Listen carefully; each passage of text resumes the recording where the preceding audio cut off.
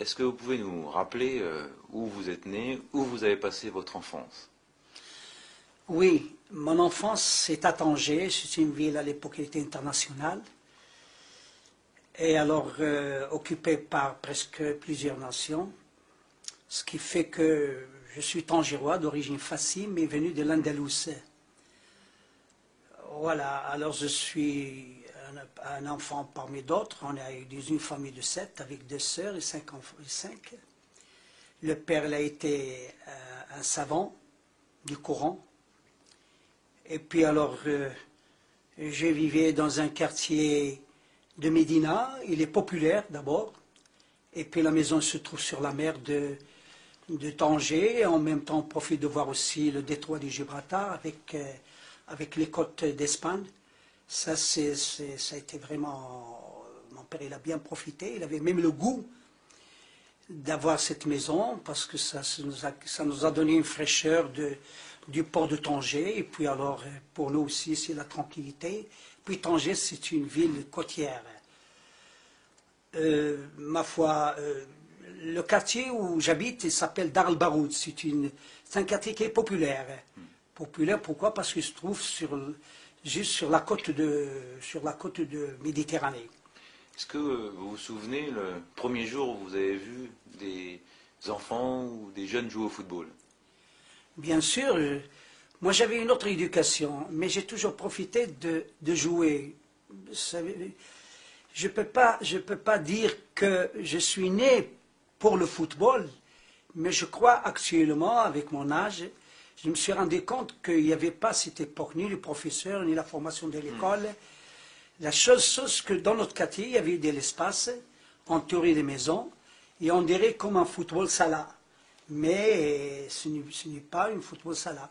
C'est un quartier où il y a de l'espace, où les gens passent, reviennent. C'est le Médina de Tanger.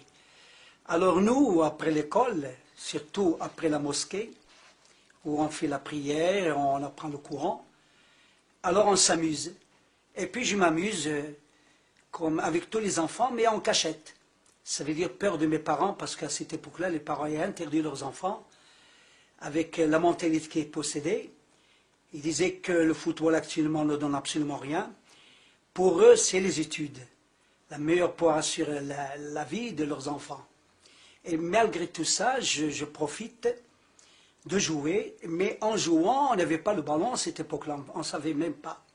Si, il y avait le football à Tanger, parce qu'on avait des clubs marocains qui portaient des grands noms, comme le Maghreb, le Hilal, et puis il y avait aussi des clubs espagnols qui jouaient en championnat lié à la Fédération espagnole de Madrid.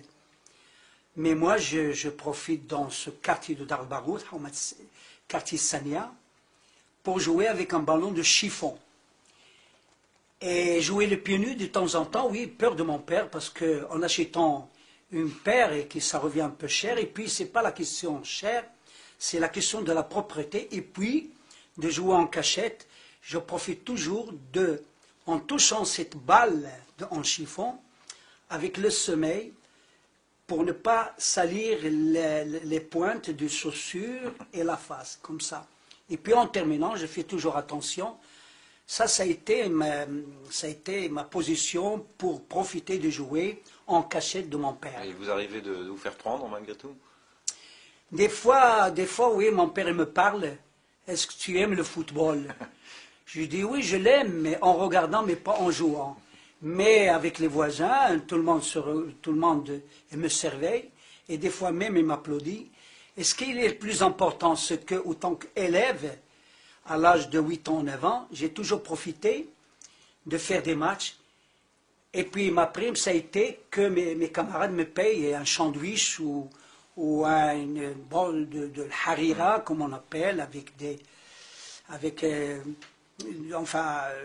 quelque chose qui est à la valeur de la prime. Voilà, à la valeur de la prime. Et ça a été, c'est ma prime. Et d'ailleurs, j'ai trouvé la meilleure solution, toujours de jouer en équipe et de faire des matchs pour profiter d'avoir ce sandwich.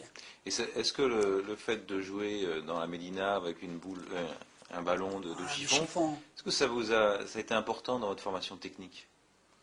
Je me suis jamais rendu compte. J'ai joué, je me suis jamais rendu compte. La question, c'est qu'on faisait comme la formation actuellement de l'école de football. On apprend à jongler avec le ballon, et puis on fait des exercices, et puis que le meilleur gagne avec la jonglerie. Non, on l'a déjà fait, la jonglerie du ballon. On dépasse, ça dépend. Ça dépend du chiffre. Moi, des fois, je battais toujours le record parce que mes pieds me servent.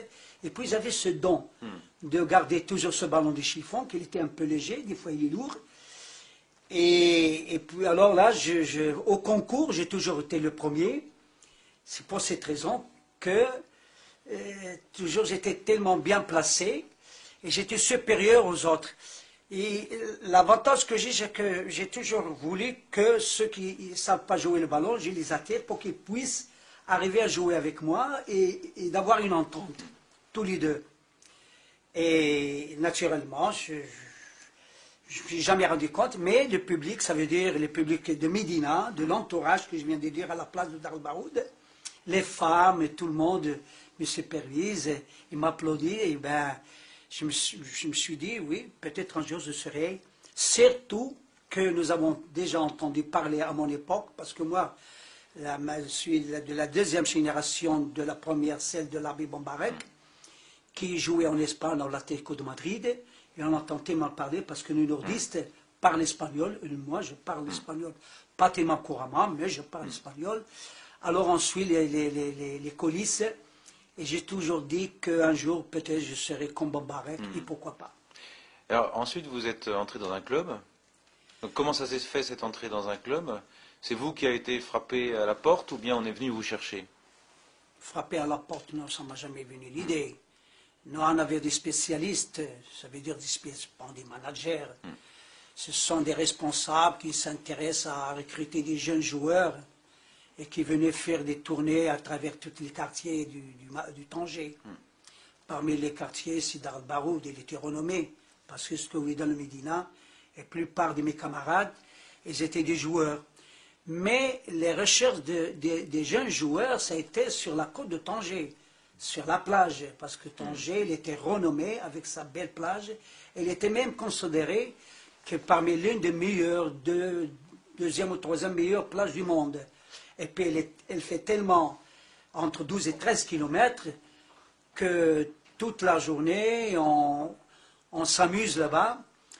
Et c'est là qu'on m'a remarqué, parce que dans une plage, on pourra quand même donner tout ce que nous avons comme qualité technique. Et puis alors j'ai eu des contacts, on m'a proposé, est-ce que tu veux jouer le ballon, est-ce que tu peux nous rejoindre dans des clubs espagnols? J'ai dit oui, mais peur, et surtout la crainte, pas méchamment, mais plutôt un jour que mon père sache qu'à Casby je joue le football. Parce que ce que vous voulez, j'étais dans une famille noble, entouré de ma fille, malgré que mes frères aussi adorent le ballon, mais la discussion chez moi à la maison, pas de discussion du ballon, on parlera plutôt de l'éducation, de plutôt tout ce qui est scientifique, du courant, voilà. Donc voilà la famille d'Akasbi. Vous avez quand même pu ensuite continuer le football et vos études en même temps. Bien sûr, la première chose, ce sont les études.